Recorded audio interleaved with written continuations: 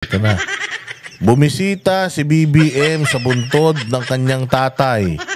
Tiningdan daw niya kung hindi pa hinukay.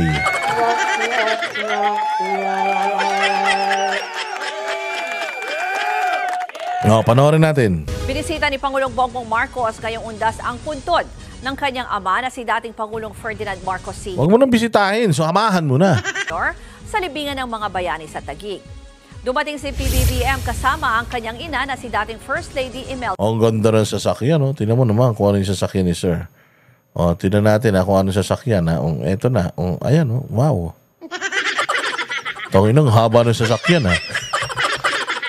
Pucha, lintik ang sasakyan ni Sir, ganyan-ganyan itsura ni Sir nung nagpunta sa Bicol, Noong bumagyo, di ba? Tas ang baha lagpas tao. Pucha, nagpunta siya kung saan yung lugar na walang baha. Nakaganyan siya, leather shoes, pack, long sleeve, pack, slacks. Di ba? Saan ka pa? Ano ba sasakyan to? BMW yata to, lintik, no? Alam mo si PRD nung presidente? Parang hindi naman siya nagkaroon ng ganyang mga sasakyan, PM kasama ang kanyang ina na Benz ba yun? Yun ba yung Maybach?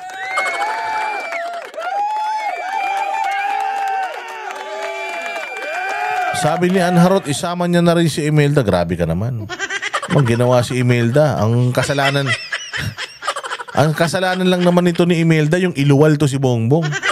Hindi naman niya kagustuhan yun, Walang hiya ka, pati naman si Imelda, dinamay mo. Wag ganun, namimigay ng pera yan. Dating First Lady Imelda Marcos. Nagdaos din sila ng misa para sa yumao nilang ama.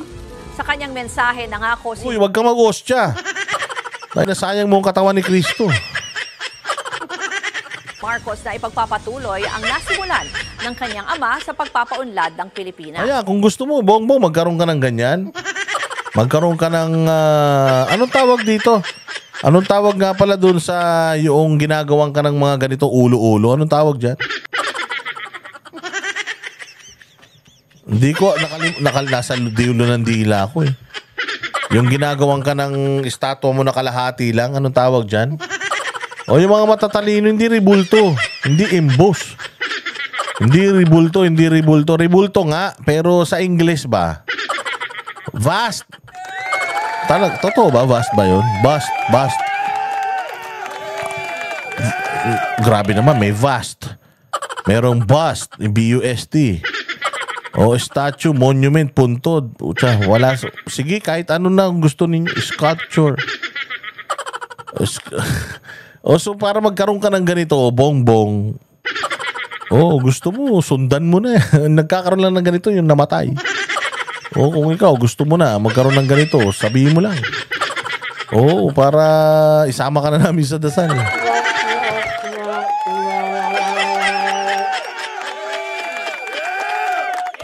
Dagdag niya naway maging inspirasyon ang paggunita. Yan. Paano magiging inspirasyon yung November 1?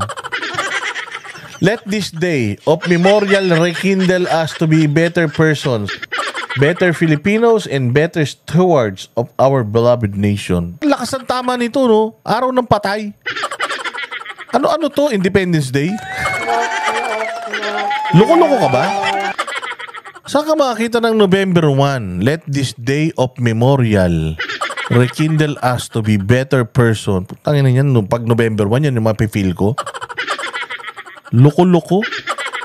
Pag November 1, dapat ang mensahe mo, treat this day as a tribute to all of our loved ones who passed away. Sobrang lutang, no?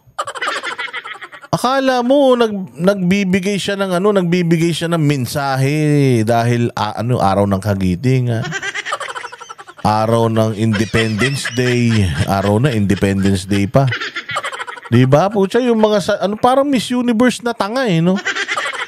Ganito sumagot yung mga wala talaga sa puso nila yung mga sinasagot nila. Mantakin mo. November 1 supposedly November 1 supposedly ang mensahe mo sa bayan natin ay alalahanin ang lahat ng mga minamahal natin sa buhay na namatay. Huwag nating pabayaan na ang kanilang kamatayan ay maging walang katuturan. Mga ganyan.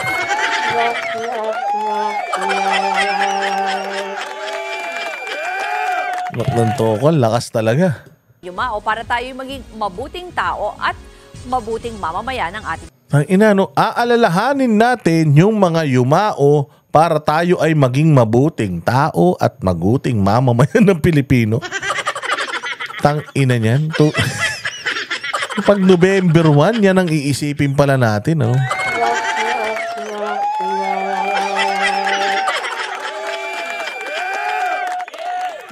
Tsaka yan, ang labo ng statement na to. bansa. Tumanggi namang magsalita ang Pangulo nang hingan siya ng komento sa banta ni Vice President Sara Duterte na ipahuhukay ang labi ng kanyang ama para ipatapon sa West Philippine Sea. I'd like to ask of your thoughts about the statement made by the Vice President about the remains of your father. Oops!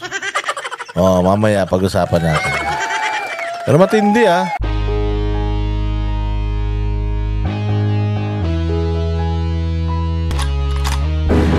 Yan ang Banateros, walang inuurungan. Pag tama palakpakan, pag mali ay babanatan.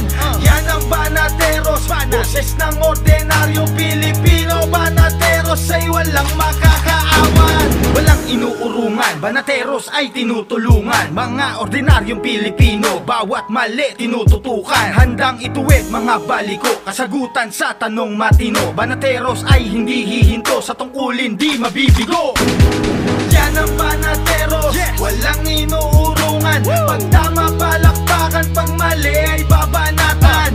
Yan ang Banateros, boses ng ordinaryong Pilipino. Banateros ay walang makakaawan. Yan ang Banateros, walang inuurungan. Pag tama palakpakan, pag mali ay babanatan. Yan ang Banateros, boses ng ordinaryong Pilipino. Banateros ay walang makakaawan. Positibo ang usapan, negatibo babanatan. Handang gawin mga tungkulin para sa ikauunlad ng bayan. Mga mali ay itatama para imulat mga kapwa. Sa bulok ng sistema, ang Banateros ay handang makipagera. Yan ang Banateros, walang inuurungan. Pag tama palakpakan, pag mali ay babanatan. Yan ang Banateros, boses ng ordinaryong Pilipino. Banateros ay walang makakaawan. Banateros ay hindi magigiba. Banateros ay hindi nag-iisa. Banateros ay kami walang iba. Banateros hanggang sa huli naming hininga. Banateros ay hindi magigiba.